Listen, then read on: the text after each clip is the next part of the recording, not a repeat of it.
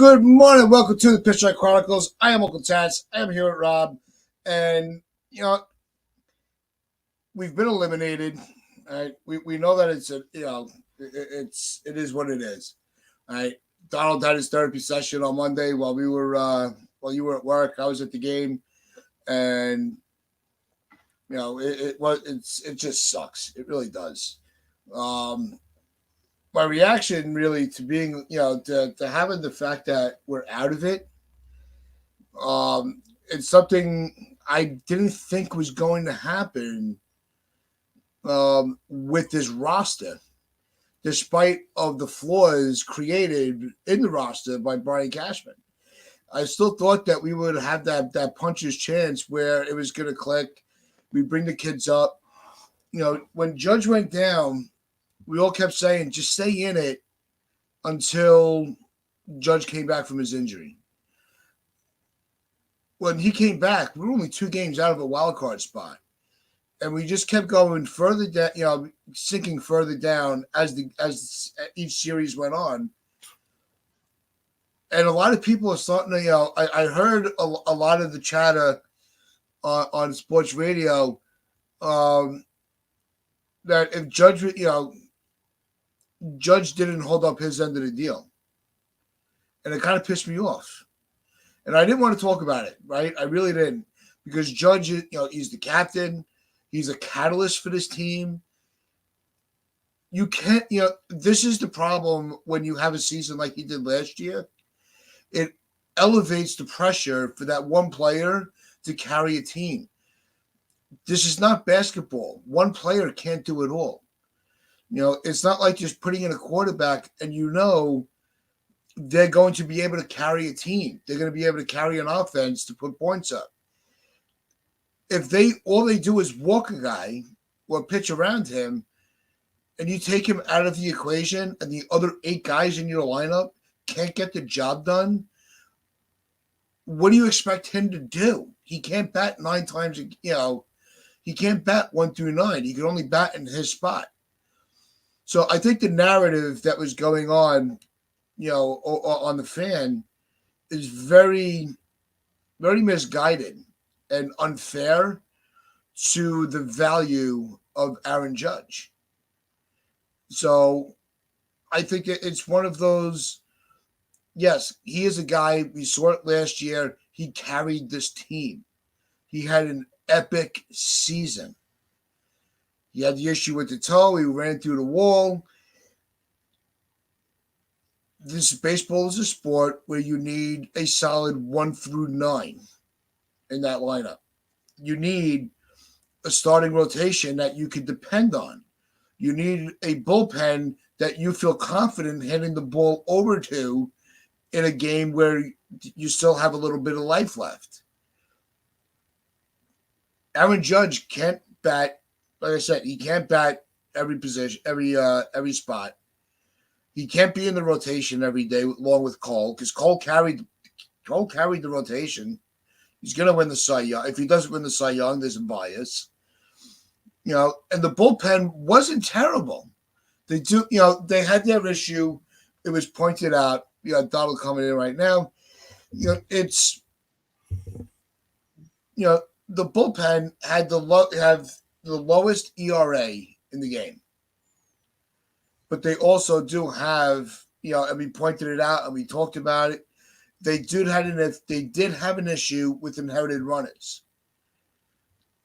That is not because Judge was Judge did not have last year's numbers. So the thought that Judge has to carry this team, I think, is very unfair.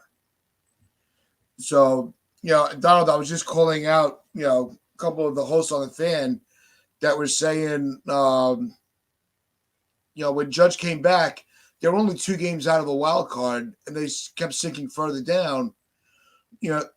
Almost like they were blaming Judge for all the mishaps this year.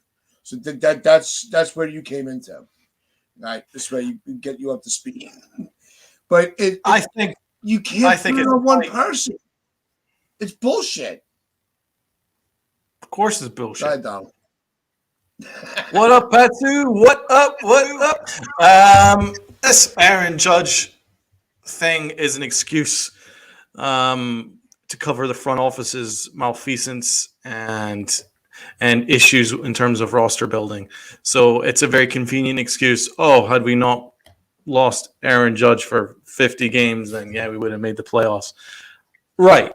But do you know what would have happened? They would have gotten the last playoff spot, possibly, if lucky, and they would have gone knocked out. That's what would have happened because this team isn't strong enough, even with Aaron Judge at 100%. There's just so many more issues. So I'm sorry. The issues go much deeper than Aaron Judge. And it's not fair, anyway, for one person to carry an entire team. That's not how it's supposed to be. It's not like a quarterback in the NFL. It's not like Aaron Rodgers keeping the Jets afloat. I mean, it really shouldn't be a case of one guy going down and a baseball team and the whole thing falling apart. Look at the Atlanta Braves. They lost one of their best players and they still went on to win a World Series. So you can't keep making the excuse, oh, Aaron Judge, oh, if Rizzo didn't get right. It happens. Sports happen. Injuries happen. How do you recover from that? How do you build a better team with the situation that you got? You gotta handle these things better. And the Yankees still had an opportunity to still make the playoffs, even with Aaron Judge missing these games, had they made some smart moves. They probably could have gotten Bellinger in June, had they really wanted to. They could have got him by start of July. Guaranteed, you probably would have been able to pull off a trade to get yourself Bellinger. And maybe he would have kept you afloat for a month until Aaron Judge is 100%. These things can have happened. Or the Yankees could have, much better idea would have been to call up Wells much earlier. Call up Peraza much earlier. Cut your losses with these idiots like Josh Donaldson. So I'm sorry, you can't keep making these excuses anymore. This is a professional organization. It's supposed to be the best of the best. And they just keep making excuses to cover their own mistakes and malfeasance and delusions.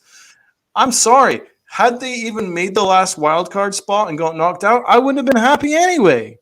Regardless of even not making the playoffs, it's the same old shtick with the Yankees. So I'm sorry. Done. Enough excuses.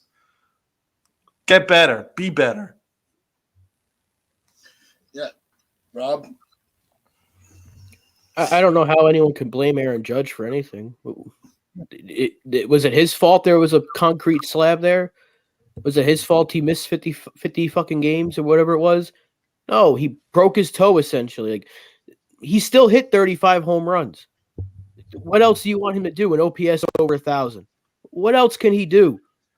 Like, how? This is why no one wants to listen to WFAN or any of these stupid radio networks. ESPN hasn't posted about sports in the last 48 hours because Taylor Swift was at a Kansas City Chiefs game. So you think people want to listen to them?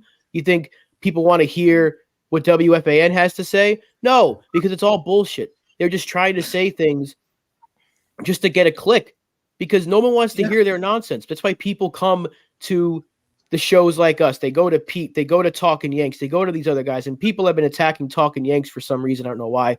They've actually been very anti-Cashman this year. If you actually listen to their shows, they've been going after this front office, and they've been actually going after to Aaron Boone. Like, they've been questioning him. So I don't want to hear people attacking them for no reason, but there's a reason why people stop watching those shows and listening to those shows. And so what they're trying to do is they're trying to generate clicks. So they're going to say something asinine like Aaron Judge's fault. If he was healthy this year, he would have hit 55 home runs, maybe 60 again. Again. Back-to-back years, he would have done that. He just had the best season since Barry Bonds in 2004 last year. And people want to blame him for this. Again, had he been healthy, this team probably wins another 6 games at most. And we're probably right there with the last few games to play. We're in a playoff spot. But you can't blame the guy for running into a concrete slab, hurting himself, can't play on a bad toe because, God forbid, you let him play on that. He could break the thing and he's going to be out for even longer. They had to keep him out. So what do you expect? What do you expect him to do? Come back and immediately just hit a home run every at bat? Like you said at the start of the show, they weren't pitching to him. And if they were, guess where he was taking them?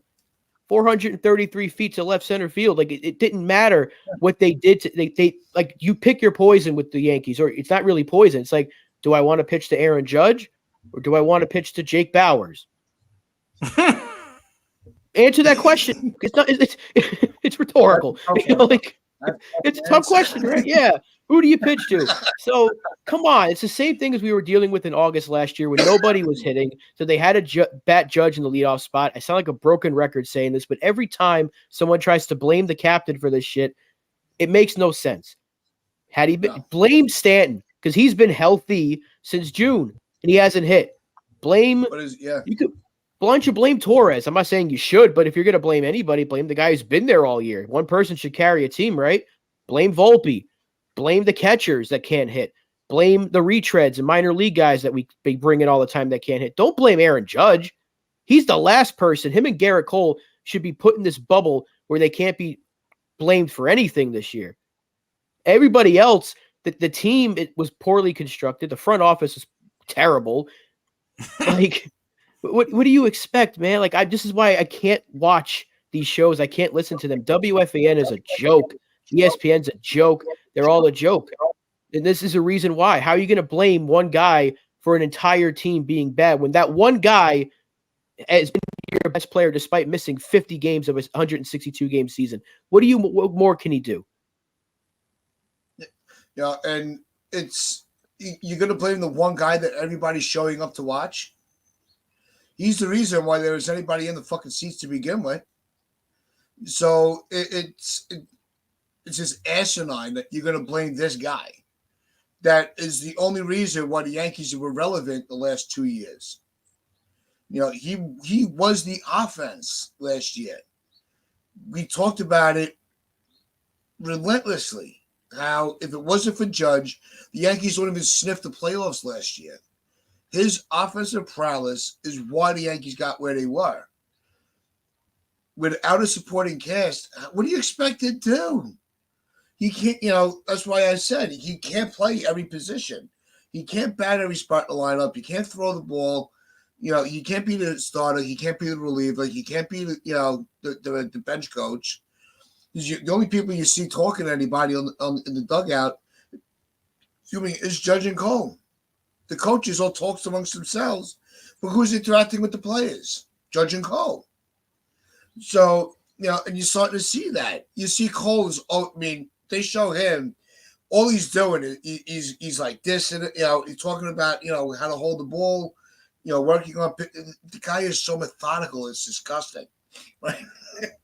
But while we're on the offense, you brought up Wells in the catcher position. We've seen Wells now. Right, you had the big home run the other day, right? On Monday when we were, me, Pete, Hector, a bunch of guys. We were at the game. It was awesome. Then yesterday he hits a 2-run shot in the ninth. Are we seeing Wells? We're only down to the last. I think there's 5 games left. I mean, we can play the too little, too late card, but I don't think that's fair to Wells. He wasn't here all year. Are we seeing Wells starting to get comfortable with the major league pitchers, where we're going to see over these next few games that are left the real Wells that we've been waiting to see? Have we seen enough of a sample size to say, all right, the batting average is not going to be there, right? We all know what it is, but we're seeing patience at the plate. And we're actually seeing a little bit of that pop in the back that we heard about for so long. What's your take on Wells over these last couple of games going into the last handful? I think he's your catcher.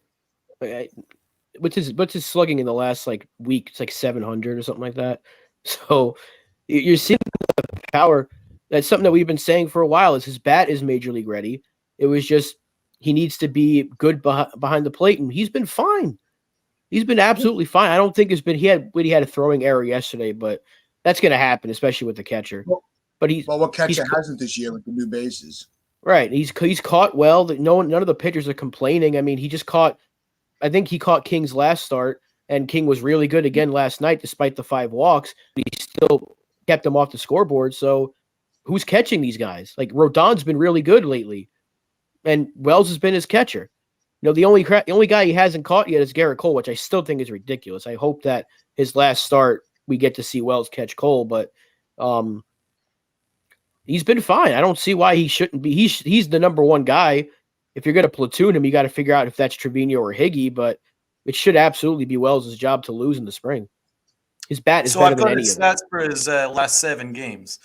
3 home runs, 5 RBIs, 292 batting average, 750 slug, 320 on base percentage over his last 7 games. And just 3 strikeouts in 24 at-bats. That is absolutely fine by me. Thank you very much. This is a guy who's still learning. He still needs time. He's starting to pick it up now. Not everyone picks it up right off the bat. He's picking up quicker than a lot of people, though. He's looking good. 3 home runs, 5 RBIs in 7 games. Not striking out much. He's playing a fine catcher. As Rob says, there's absolutely no reason why he shouldn't have been catching Garrett Cole at this stage. He really needs to, if you really want to know where he is as a catcher, that's you want to see him catch the best of the best. That's like a no-brainer as far as I'm concerned. But in terms of offense, it's there. We knew this about Wells. We knew he had a major league bat. It was whether he had a major league glove and he could catch. He's proven that. Now, he's not perfect. He's not Trevino. He's probably not even Higashioka back there, but it doesn't necessarily matter because it looks like his bat's much better. And he bats from the left side. He's showing power. He's showing a little athleticism as well behind the plate. No brainer. 2024 catcher Austin Wells. Yeah, Steve brings up this comment here. Last chance for Wells to catch Cole tonight, but it'll probably be Roy Vet. This was also brought up. I believe it was with Hector. It wasn't on the radio. It was on one of the streams, and I believe it was Hector and TC's show. With the Cy Young chase, I don't think it's smart to give Cole a new catcher at this point. I think if he's been pitching with Void Vet, I think you write it out and let the two of them let Wells and Cole get established in the spring. If there's anything that we get out of this year, being that we're not in the postseason, if we're lucky, we'll stay above 500. At least get Cole that Cy Young that he's been gypped out of a couple of times already. If Cole prefers to stick with Roy Vet, I don't think any of us could argue that. What do you think? Yeah, I guess since one more start, if that's what you're pushing for, I guess so. I don't want to wait till the spring because we know how Garrett Cole is very particular with who he likes to throw to. Like at first it was Higgy, and then it was Trevino, and now it's Roardfed. So, I mean, it's one game, so I guess it really doesn't matter anymore because he's not going to pitch again this year, and this is his last chance. Because let's say he does struggle and Sonny Gray has a really good game, they could give Gray the Cy Young based off of just ERA alone. But I still think it's Garrett Cole's. He's got it in the bag. I mean, what is he? Leads the AL in innings pitched, top in ERA. He's like one of the, even though he has a bunch of no decisions, he's still top 10 in wins in the league. So like, I still think it's his to lose, and he should get it, even if he has like one rough start. And I don't think he's going to get lit up because he's having Wells catch him. But I guess just for the sake of ensuring the same guy is out there with him where he feels comfortable to get that award, go for it. But I still think they should have given him one start, at least one start with Austin Wells. It wouldn't have hurt. But I guess now that you know the Cy Young is within reach, it's literally right there in front of him. So that's the only thing that's been right in front of us this year is Garrett Cole's Cy Young Award. Yeah. I know, Mr. Barrows. Believe me, I'm watching. I want to say you told us so. I really do. Believe me, I know one parent to another that gives us no better thrill than telling our kids, "Told you." But no, I think it's got to be Cole's. I just think it's going to be Cole's decision. And Cole is one of those guys. He's very, he's very meticulous. He likes things a certain, he likes a certain atmosphere. He's going to make the decision, and I think he's just going to say, "All right, you know what? I've been working really well with White Vet. No disrespect to Wells. We'll have plenty of time to work together next year. Let's just keep rolling with what's working." But we did see Wells call an excellent game working with Michael King these last couple of outings. Now, the two of them worked really well together. I was surprised. I think the only one that wasn't surprised was Li, that King could actually come through as a starting pitcher. His last two starts, he's been freaking insane. I think he's got an 0.87 ERA in his last two starts with Wells as the catcher, by the way. And both of those starts against the Blue Jays. So his last two starts were against the Blue Jays with an 0.87 ERA. What do we get out of King? Is he solidifying his spot as a starter in your point of view? Because to me, I'm giving him that fifth spot. I think it's his to lose, not his to win.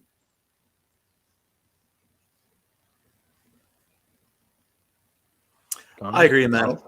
I agree. Because the thing is, what we're wanting is the Yankees to learn. And the Yankees are starting to learn from their prospects. You're starting to see which ones actually have an opportunity to have a spot in 2024. They're also learning something about Mike King. They've done something kind of smart. They've developed him into a starter. And you're starting to learn that actually, you know what? He's actually more valuable as a starter, believe it or not. And his numbers have been absolutely ridiculous as a starter. He looks fantastic. They've done a good job with this. I have to give credit to the front office. They actually had a plan. They followed it through, and they've developed him slowly over the second half of the year. And bada boom, you've got a guy who's pitching to a sub-1 ERA for the majority of his starts, and he's just looking locked down. He looks great. Looks like a lockdown starter. You could project him as higher than a fifth starter. You could project him in the 3 or 4, without a doubt. You could have Clark Schmidt as a 5. You could have King in the 4, and Rodon at the 3, and maybe Yamamoto at 2. You go Garrett Cole 1. That's a monster rotation. I'm not even mentioning Nestor Cortez. Fit Cortez in there somewhere.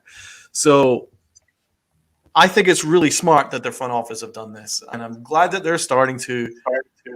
I'm glad that even though they haven't made the playoffs this year, they've actually at least learned something for 2024.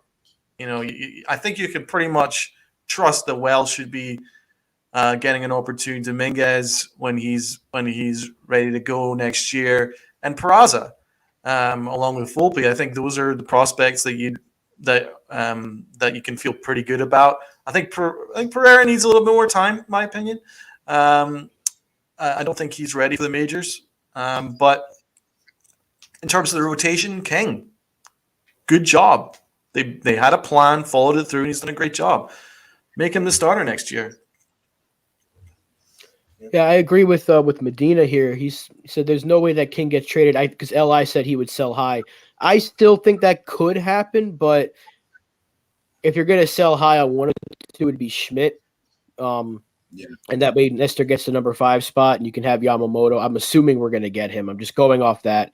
I hope we get him. But now King has done everything you could have asked. He's been better than every starter in our rotation except for Garrett Cole. So, and he's only been starting for the last month and a half or something like that. Because I think they started in late August is where they started to run that idea around. He was being an opener, and then it was okay, give us 4, then 5. Now he's going into the 6th, 7th inning. So there's no reason why he shouldn't be. Now, if he goes the first month and a half next year and just gets lit up, you might put him back in the bullpen. But for now, there's no reason why he shouldn't be. You probably have him as a number 4 starter. And then, you probably move Clark Schmidt. I think he could go. Maybe a team like the Cardinals, if we go get an Edmund or a Donovan, they could take a starting pitcher. And you figure it out from there. You still have guys coming up the system, and you still have Mr. Cortez. So Michael King has done everything you could have asked and more. He's been fantastic. And at the same time, we've learned that Johnny Brito is a damn good relief pitcher. Brito has like a 1.2 ERA as a reliever or something like that. It's ridiculous. His ERA is almost 3 points lower as a reliever than a starter. Yeah, his overall ERA is like over 4, but as a reliever, he's been lights out. So the Yankees have actually figured out two things. Michael King absolutely can be a starter, and you have a really good Michael King replacement in your system already in Johnny Brito. So they figured out a couple of things. And I think, like Donald just said, for once, they've done something right. And this month, they've done a few things right. They've given kids a shot. They've let them play pretty much every day.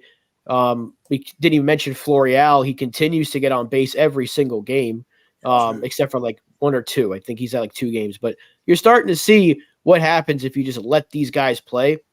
I think Peraza, with the full season, can be a really good hitter. He hit an absolute moonshot the other day over the bleachers, over the bullpen into the bleachers.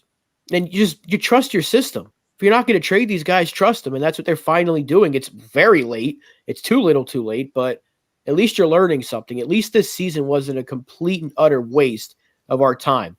Had they just rolled through September with the same people starting every day, no one would have cared. But now we're learning some things. So it hasn't been if they had rolled out Jake Bowers and McKinney and all these retreads for the rest of September, we would have ended up 10 games below 500. Lockdown. Absolute guarantee. Minimum 10 games below 500 we would have finished this year.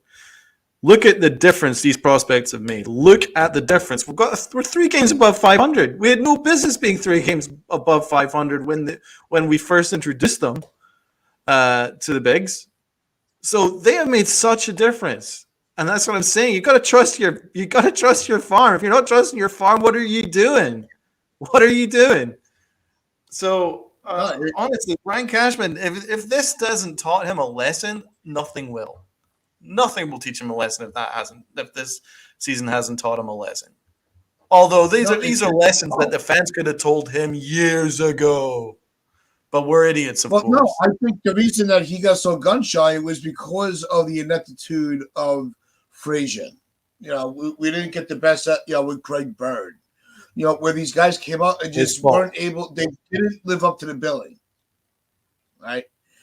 So he was very hesitant with this group of kids. But just because it didn't work at one point doesn't mean it can't work another. This group, it may work for. Look like with the dynasty, it worked. We had the core 4, core 5. We had the core 5. It worked. When they tried it the next time around in 16, 17, they didn't all pan out. That doesn't mean you give up on trusting your farm system. We're seeing that trust coming back again. They have to really be able to, it's a very, ebb and flow type of. It's just the way generations work. Some players in certain areas play better than others. With the Yankees, you have this whole, it's World Series or bust. The players that they were putting out were not a world. This was not a championship caliber club, despite of what our dumbass GM thinks. This was not a world championship roster going into the year. They did nothing in the off season. Yeah, they got Judge long term. That's a win. Rodon, undecided on if that deal was worth it. But it was also a player we were screaming for him to get. Right? I think we all agree on that. But at the trade deadline, he sat idle while the season was hanging in the balance. He did nothing. So we ended up falling onto the wrong side of the fence. And it took until September, where we were just about out of it, for him to trust the farm system. Cashman's been the Achilles heel to this entire operation for 10 years now, if not more. Facts. Another But the thing that's thing fact. is, Sorry, he Ron. he ruined like you were when you were talking, Tats. Donald said his fault. The Frazier situation, his fault, not concussion wise, but when Clint Frazier got called up in 2017, what did he do immediately? Hit. He hit. What did they do? They sent him down. They called him up. He hit. Sent him down. That's Brian Cashman's fault. That's not Clint Frazier's fault. It's not that Clint Frazier couldn't be a good player. He obviously didn't plan out to be great, but you never really gave him a shot, a legit shot. The same thing with Florial. They did the same thing with Greg Bird, essentially, but Bird got hurt a lot, so it was tough. That's why they had to replace him with Voit. Yeah.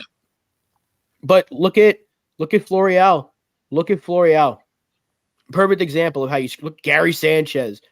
These guys could have worked out, but what did they do? 2017, they had a really good year, unexpected season, and they changed it. Everything got changed the next year. Hey, Gary, we're going to change the way you catch. All of a sudden, he can't hit the same. Gary Sanchez was like a 270 hitter. He wasn't like this. He wasn't always this low average, high power, slugging kind of guy. He was hitting like 270, 280. It's just his defense needed a few things to be worked on. And they fired, and I don't like Girardi. I don't think he should have been here long term after, but he should have been given another year. But you got rid of multiple catchers from your coaching staff in Pena and Girardi, and you brought in an ESPN analyst who played third base and a bunch of friends, and they wanted to teach this guy how to play the position. So that was the issue. They absolutely ruined Gary Sanchez. This was the kid they were touting as the future for years. They signed him when he was like 16, 17 years old, and we finally got him. Bench. Outstanding for this first year and a half in the year. You couldn't stop him, and they ruined him. No. And this was all Brian Cashman. So, again, the fact that, he's gun shy, he doesn't want to repeat his own mistake. Exactly. Any of us could have told you Austin Wells should have been here sooner. Any of us could have told you Florial should have been here a lot sooner. Peraza should have been here from the start. These are all things that every single one of us were saying. Everyone in this chat was saying it. Everyone in Pete's chat and Hector's chat and Talking Yanks chat, every other show and Jason's, no matter what show you're watching, everyone was saying the same thing. Let the kids play. And they didn't do it until it was too late. And so I don't think he's gun shy. I think he's just stupid. And we've been learning that for the last few years because we haven't been able to win a championship with a top 2 payroll and 2 of the best players in the sport on each side. One of the best pitchers in the game and the best hitter in the game. And we can't win a World Series. That's on the GM. That's on this front office. And that's why I've said it the other day. I know Donald said it the other day when he was doing his therapy session. This is the most important offseason this team has had in maybe ever. I think I'm going to stand by that. I'll make that my own statement. This is the most important offseason in the history of this team because a lot has to change because the window to win a World Series is still there, but it's closing fast. And if we ruin Aaron Judge's chance to win a World Series and Garrett Cole, the fact that we got an MVP year at a Judge, followed up by a Cy Young year at a Cole, and we got nothing else to show for it, is an absolute joke. So they have to change it. And this offseason is going to be the most important one, especially of my lifetime. I just don't trust Cashman. But you're right. This is the most important. You have to – this offseason is going to either further bury the Yankee legacy or bring it back to glory. Because you cannot wait. Just because you have Cole and Judge for another 9 years doesn't mean you can wait until year 9. They're not going to be young forever. Right? We know that. We knew the risk of signing them long term was that the last year or two is probably not going to be so great. But if you can get a championship or 2 in this window, just like with Sabathia, it lessens the pain of seeing them on the downslope when they've already given us something to remember for the rest of our life. Judge with with last year, Cole with this year. This is, you got to strike while the gold is hot. And this is where you have to, and I'm saying gold because you have to spend. They have to open the books this year and get this fucking ball rolling. Enough of this penny pinching shit. No more Bowers, no more McKinney, no more Calhoun, No more Cordero. Enough. We don't need, and no disrespect to IKF, but he's not a long-term run. He did what was asked of him. He didn't embarrass himself. He didn't throw shade at the organization. But it's time to move on from him too. And he's one of those guys. I don't know what they're going to do. I don't know. I hope he finds a home that will appreciate him. But it can't be with the Yankees anymore. You got to close that window. I agree with LI here. The Yankees don't pinch pennies. Cashman just doesn't spend the money correctly. Kind of correct, man. When you got $300 million, it's. No, I didn't say he was cheap. He's got to stop spending the money in the wrong spot. It's allocating funds. He doesn't want. Yeah, he's not going to go and spend on a Bryce Harper, but he doesn't blink to bring in Jake Bowers or. I mean, at the end of the day, he did give Aaron Judge a 9-year deal. Then he went Hal Steinbrenner. I then went and was like, go get Rodon. He did that. Now, the only thing I'll criticize Hal Steinbrenner about was he didn't allow Brian Cashman the wherewithal to bring in a left fielder, but he could have pressed that harder. If he was going to stick to that luxury tax threshold, he should have said to Brian Cashman, you have to bring in a left fielder. This thing is effed. This outfield's a joke.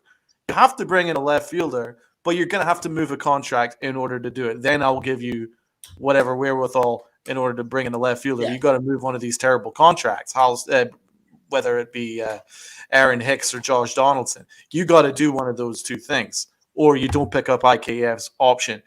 That was what needed to happen. Hal Steinbrenner had to have been more active with that, because you give Brian Cashman an opportunity to flake out, he will take that opportunity. Trust me. Yeah. He will look for that opportunity to not do his job. Trust me, he will do it. So that was partly on all aspects of the front office, especially Brian Cashman. Really good point by Carlos here. Thing is, it is a travesty that Garrett Cole's going to give you a Cy Young year, and made the playoffs. Aaron Judge had one of the greatest seasons in the history of baseball, and the Yankees got swept in the ALCS. That is a travesty. It's an absolute travesty that you can't put a decent roster around these guys in their prime, and they're actually performing. It's one thing to give them a massive contract, right? Because that's always a risk, because you don't know what's going to happen, right? And you're getting them healthy for the most part. And not only are they healthy and are living up to their contract, but they're exceeding their contract. Garrett Cole, for me, has exceeded anything we could have asked for at this stage. He's been fantastic. Aaron Judge has been unbelievable. He's been generational. And you couldn't win him a championship in his rookie contract, and you're not.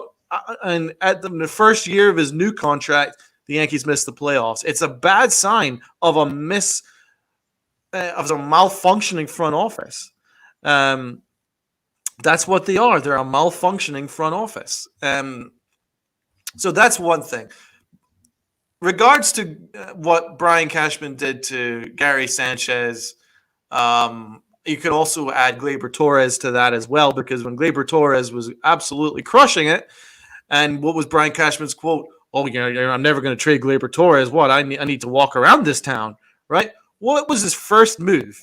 He moved him to shortstop, right? And he absolutely collapsed at shortstop. He couldn't do it. And guess what? Gleyber Torres has admitted, I think it was last year or this year, he had admitted that him moving them to shortstop affected him offensively.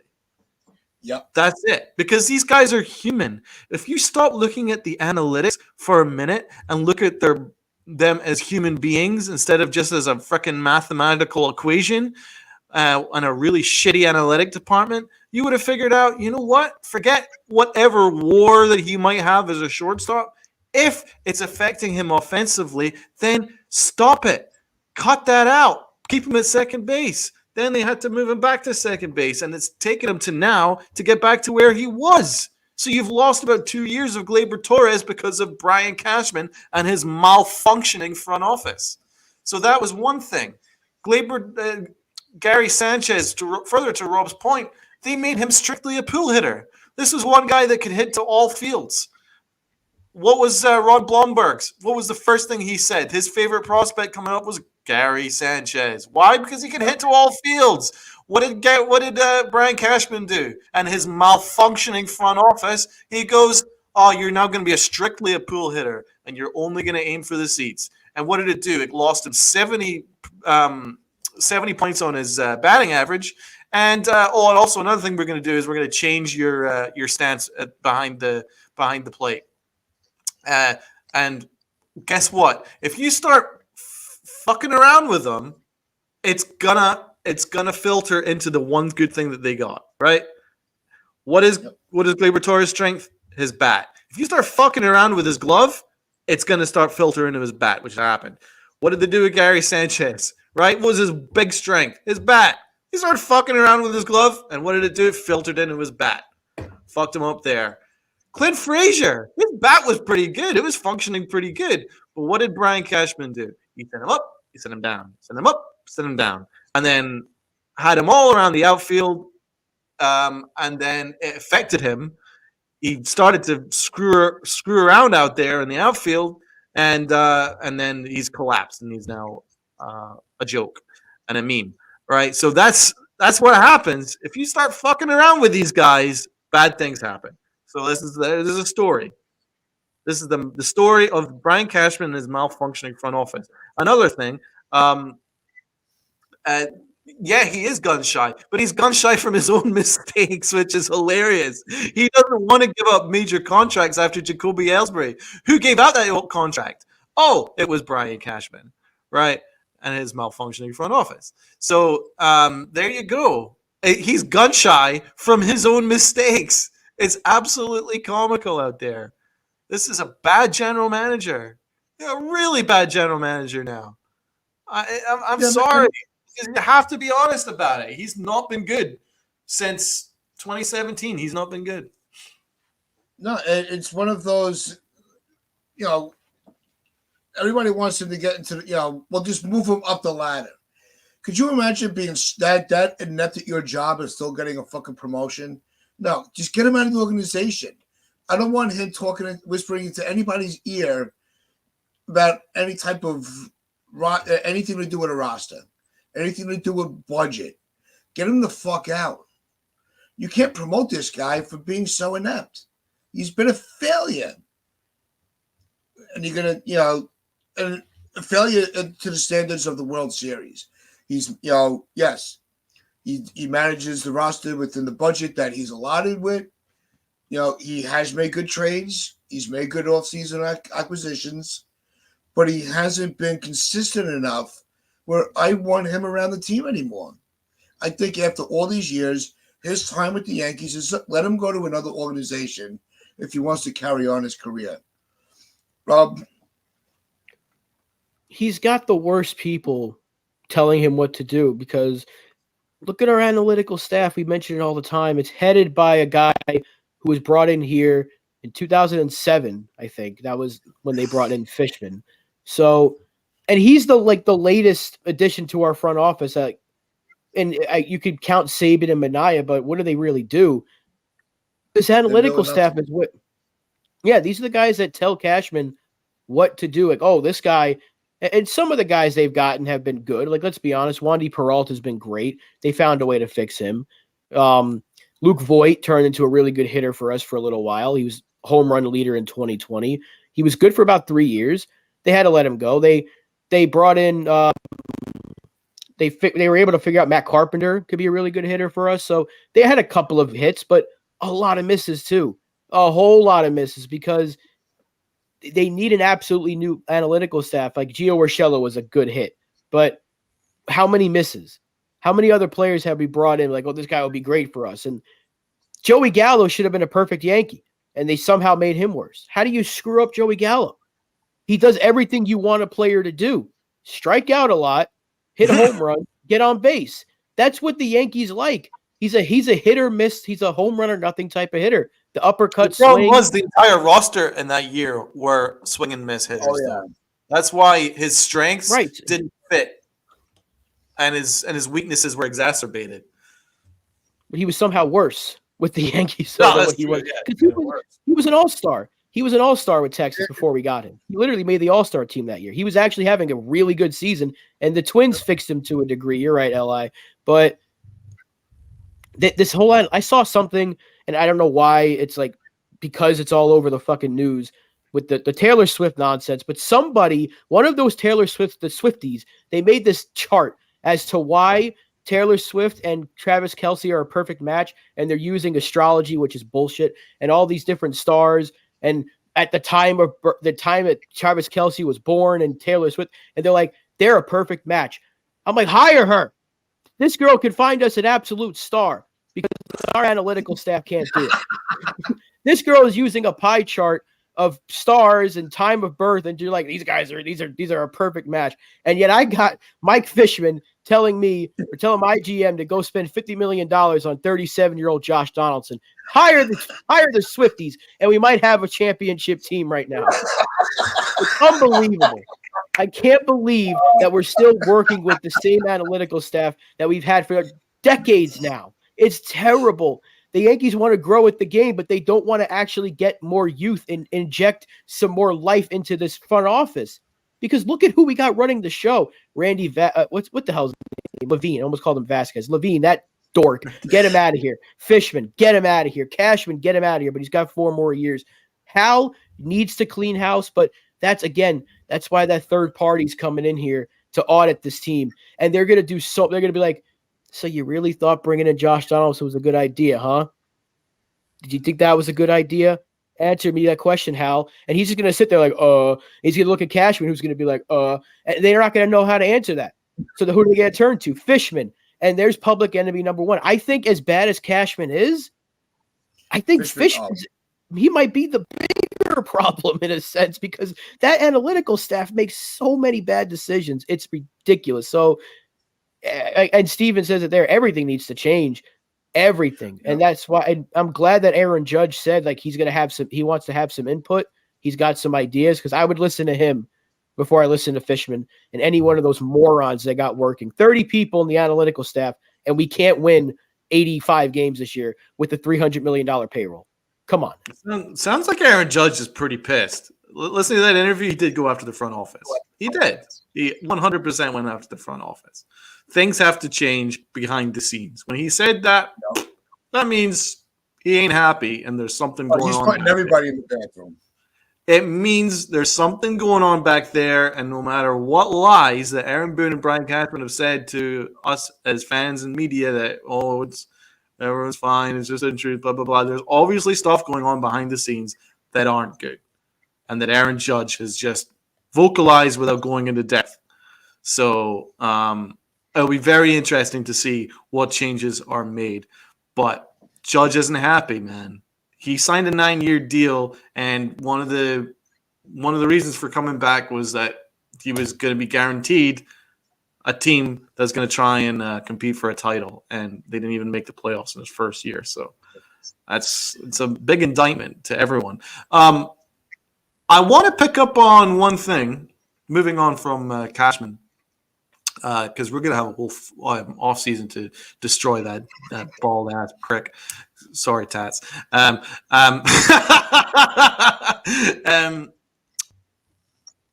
Peraza. I think he's a shortstop. Did you see that play that he made? I knew that was coming up.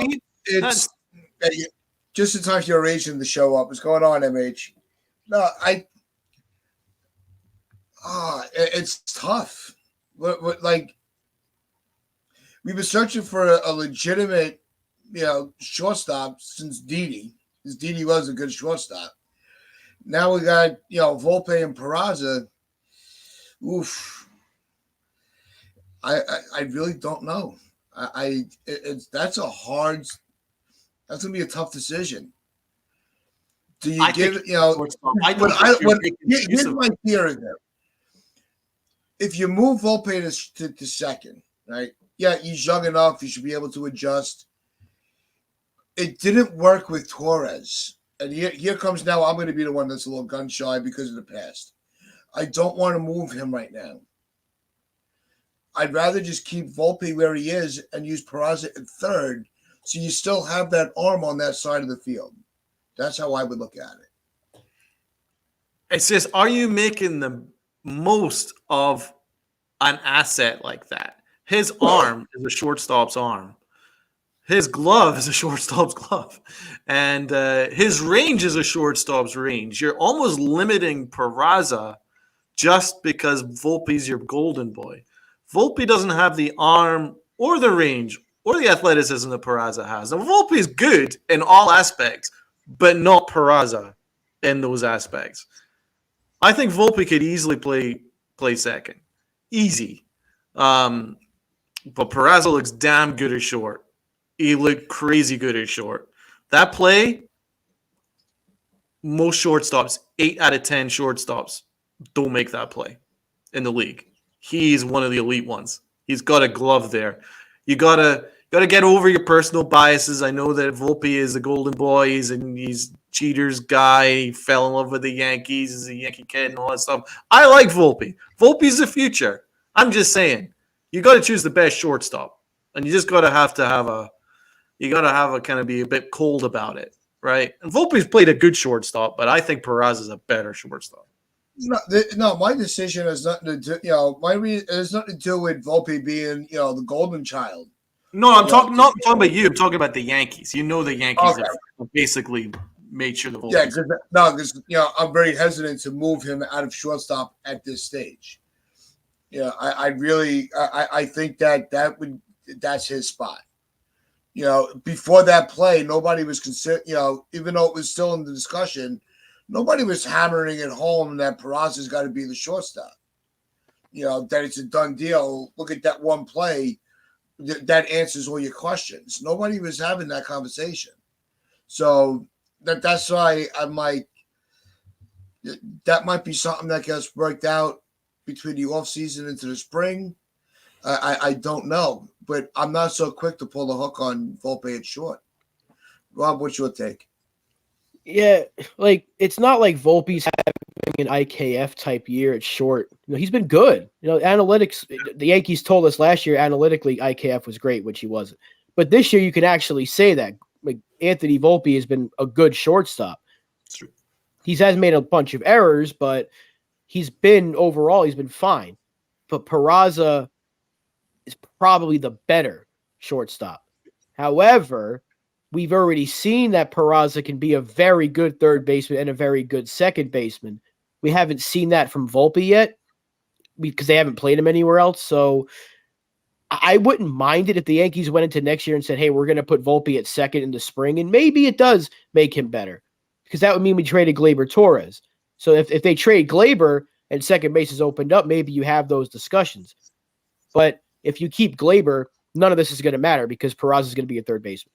So it depends on what they do with Gleyber Torres. I do think Volpe can be a really good second baseman, but he's also shown that he can be a good enough shortstop. But you need a really good shortstop. And that's the thing. You need a really good shortstop. But we haven't really seen, we haven't seen him at second. So we don't know. We saw him in the minor leagues. They played him all over the place. Him, Peraza, they played him all over. Yeah, but they did the same thing with Torres. Torres played all over. He mainly played short and second. And because he was drafted as a shortstop, he automatically was able to play that position. And it wasn't, just because they shifted him over, that's why I'm very hesitant to just go and start moving these guys all over the infield. We already have enough utility guys. You need somebody for a series, You want to rest them for somebody for a couple of days. You need somebody that can hold it down. That's fine. But to just start going, well, you're going to be our shortstop, third baseman, second baseman, outfield. We already did that to Cabrera. We already moved him into a utility role. How many utility guys do we need? We need stability at the positions. It's not making them utility guys. It's just that if Volpe shows that he can play both second and short, that's not necessarily utility. That's just a guy who can play both middle positions of the infield. It's not a bad thing. Now, I wish, Eduardo Nunez would have worked out, but he wasn't a good shortstop. And they had to learn that pretty quickly. But it's not like Volpe's bad.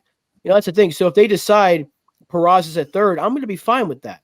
But if they went into next year and put Volpe at second, I do think he can be a good second baseman. I believe he can be a really good second baseman. And because of his arm, he's probably better off at second anyway.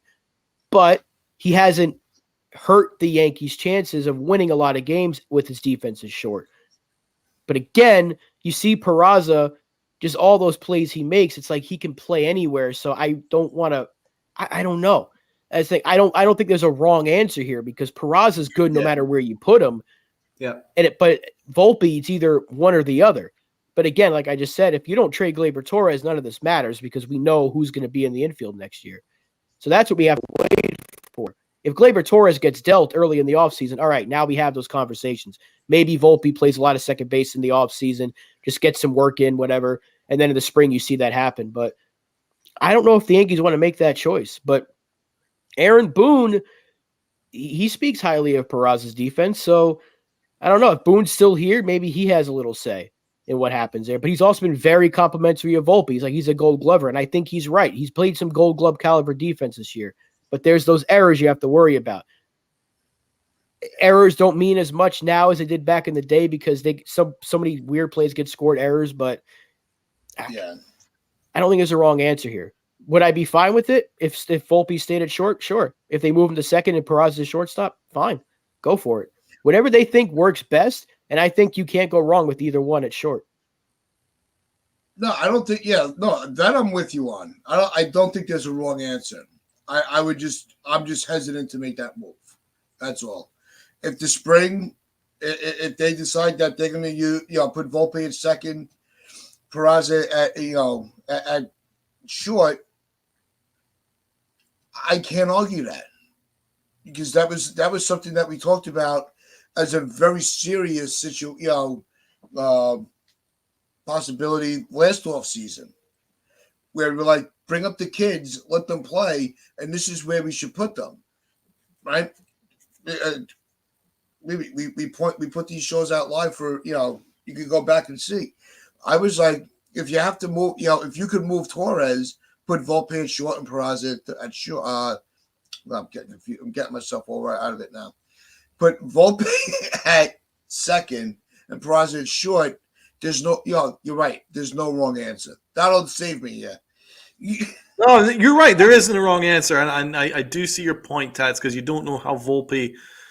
You know that he's good at shortstop. He is a very good shortstop. You look at his numbers and his WAR and his outs above average, all good.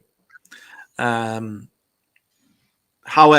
I think Peraza is a better shortstop. In fact, I know he's a better shortstop. But Tats, you do have a point there. Is like, I mean, we were just talking about messing around prospects and moving positions and things like that. Maybe it would affect Volpe's confidence. He obviously he's the groomed to be the shortstop, and if he's moved to second base or third base or whatever, is he going to take that as a negative and maybe affects his performance next year? The Yankees have basically sacrificed a year in order to develop Volpe to be the shortstop. They probably want to continue that. I can see that. So there isn't a wrong answer. And it's not like Volpe's been a bad shortstop. He's actually been very good. He's made some mistakes, but that's to be expected. I don't think he's got a great arm for the position, but everything else has been very, very good. And he's been one of the positives in a very, very negative season. He's been one of the positives. Just Peraza he makes more highlight reel plays. He's got a much better arm, and I think he's got more athleticism for the position. I think he's obviously that he's groomed as a shortstop. He was brought up as a shortstop, so that's his natural position. My opinion, I think he should be the shortstop. But to be honest, as long as Peraza and Volpe are in the infield next year, I don't necessarily care about the alignment. I don't necessarily care where they're aligned as long as they are starting in 2024, because that had the Brian Cashman and the Yankees front office gotten their way before Hal Steinbrenner was like, give Peraza a chance, then I think that they would be looking at trading Peraza. But now that you're looking Peraza doing well, As long as Peraza and Volpe are on the right side of the infield, I don't care where it's aligned. That's my opinion. Yeah, I want to bring this into discussion before we sign off. Damian brings up put this out that Volpe is a shortstop for the wrong reasons. It's marketing. I think where I would split the hairs on that one. In the beginning, I think that was probably a big factor. But when you look at him through the season, I think that he kind of he earned that spot. In spring training we were all screaming that Volpe's got to be the guy. It wasn't the Yankees trying to shove it down our throats. We came to our own conclusion. Is Peraza marketable? Absolutely. I don't think there's any young player in baseball today that's unable to be marketed properly. Volpe, the hometown kid, story. It always plays over well. But what can shadow the hometown talent is actually performing on the field. Yeah, that's true. If Peraza goes Gold Glove All-Star, nobody's going, yeah, but he's not homegrown. He's not like Volpe. No, he's going to be accepted probably even more than Volpe. That's possible. Well, you're right about performance, man. No one's going to give a shit that Volpe is the golden boy Yankee fan, Derek Jeter favorite player, met Derek Jeter as a kid, all those kind of things. No one would give a shit if he didn't hit 2020 this year, right? Performance matters, and his performance has been right there. So I agree. It's not a great season. There's a lot of aspects in terms of his OPS and batting average and strikeouts, which are way, way, way, way below average. But his power is there and his speed's there and his defense is pretty much there. So, as you say, no one will give a shit about Volpe's marketability if Volpe didn't turn up this year. And he has shown up this year for the most part. Yeah, I think Damon has a point with the marketing stuff because Volpe met Jeter and he idolized him. Remember how many times they showed that picture of Todd Frazier and Derek Jeter when we got him in 2017? Every fucking game. Here comes Todd Frazier. By the way, did you know he's from Toms River, New Jersey? And he was the every game. So there is a marketing thing. So yeah, if they're going to bring it up next year, if Volpe's the shortstop, they're going to say, by the way, he grew up idolizing Derek Jeter as every other shortstop in the fucking league did. I'm not trying to shit on Volpe, but Damian's got a point though. Peraza, point. I agree with that. Yeah, he is a homegrown Yankee, but he's not a homegrown New Yorker. He didn't meet Jeter growing up, so they can't show that picture every time he comes to the plate. So there is a marketing thing. But however, if they both play well, who's going to really care, right? And that's what we're all trying to say. Nobody really cares as long as they're playing well and they're winning. That's all we want to see. It'd be great if they're both outstanding Gold Glove defensive players, all-stars in the future. Maybe not next year, but let's say 2025, they're both in the all-star game. That would be ideal. Your starting all-star shortstop is Anthony Volpe. Your third baseman is Peraza. That'd be like when we had Jeter and A-Rod every year in the all-star game. Yeah, no one cared because guess what? A-Rod was the better shortstop. He was, but they weren't moving Jeter from that position. You couldn't do it. It's kind of the similar thing here. I know Peraza's not A-Rod, but A-Rod can play third and a good third. So they look, we're going to put him there. If Peraza can play a good third base, Volpe ain't moving anywhere. But if they want to explore it, go for it. Whatever makes the team better. Agreed. Yeah, that's why I think you're going to see a lot of, obviously, off-season moves can really shift the narrative here. But for where we are right now, you could easily see Volpe and Peraza getting a lot of split time at short, and then Volpe is going to get a lot of time at second, Peraza with third. I think you're going to see a lot of that in the offseason until it works in the spring, until it kind of resolves itself. Because it always does seem to happen that way. It does fix itself as long as our genius of a front office doesn't really interfere too much and let the talent tell you what's going on. Don't tell the talent what to do. Let the talent dictate the move. which is why Volpe got the start to begin the season. His talent dictated the decision. That's true. They decided the marketing was not to manipulate his service time. I think that was the marketing ploy. They knew that they had fucked up this past offseason by not really addressing key issues. So they dangled this little kid that we've been hearing about, from the New York area, and True. gave us Volpe. They could have easily just left IKF at short for the first 2 weeks until they hit the mark to bring up Volpe. They could have easily done that.